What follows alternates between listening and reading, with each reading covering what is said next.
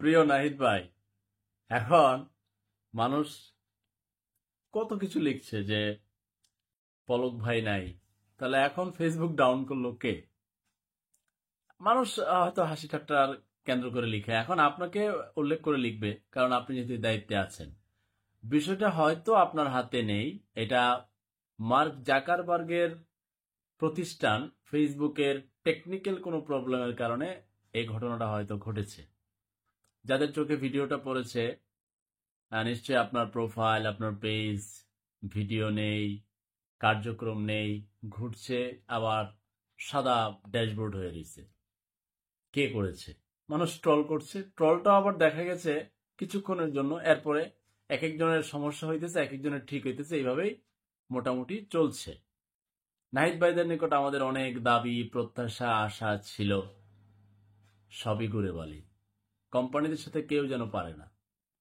Soybean তেলের syndicate দেখলাম না, বাজারে তেল সংকট, দাম বাড়াইছে, তেল আবার চলে আসছে উধাও সয়াবিন। এখন হুড় হুড় করে আলিফ লাইলার সুরে চলে আসছে, আলিফ লাইলা, আলিফ লাইলা, আলিফ লাইলা।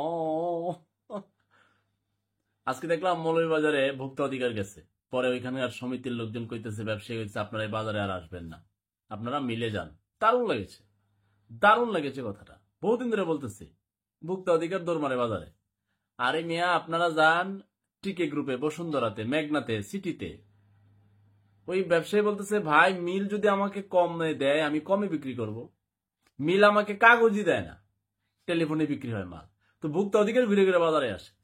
আপনারা ডিমের অভিযান বাজারে কেন? আপনারা কাজী ফার্মে যাবেন, বড় বড় গ্রুপে যাবেন, তারপরে ধীরে ধীরে নিচে আসবেন। নিচের থেকে শুরু করে, উপরের থেকে শুরু করেন না। যাক, নাহিদ ভাই হয়তো গ্রামীণ ফোনের সাথে পারে না, আপনার রবির সাথে পারবে না। মানে ঘটনাটা এরকম হয়েছে আর কি। যারা মানে আমি বারবারই বলি, কিংবা ভবিষ্যতের জন্য কথাটা রইল, দেশ কিন্তু সরকার চালায় না, দেশ চালায় ব্যবসায়ীরা, শিল্পপতিরা, শিল্প গোষ্ঠীরা। ওরাই কিন্তু মন্ত্রী নির্বাচন করে। আর দেশ চালায় পত্রিকাওয়ালারা, দেশ চালায় শিল্পপতিরা। তাহলে আমরা কারা? আমরা হচ্ছি রোহিঙ্গা। মানে আমরা ফুটবল, এদিকে একবার লাত দিবে গোলবারে, ওইদিকে একবার লাত দিবে গোলবারে যাবে। আর যে ফুটবল না হয়ে থাকতে চায়, সে যাবে বিদেশ। কেউ যাবে কাজ করতে, প্রবাসী। ওই প্রবাসীদের আবার দেখবেন লাউন্স করে, কি কি করে আর কি। প্রবাসীদের মেইন দাবি কি বুঝেই না আসিফ নজরুল। মেইন দাবি হচ্ছে 6 লাখ টাকা যেন মালয়েশিয়া যেতে না লাগে, 78,000 টাকা যাওয়া যায়, এটা বুঝেই না। প্রবাসীদের রেমিটেন্স ভালো লাগে।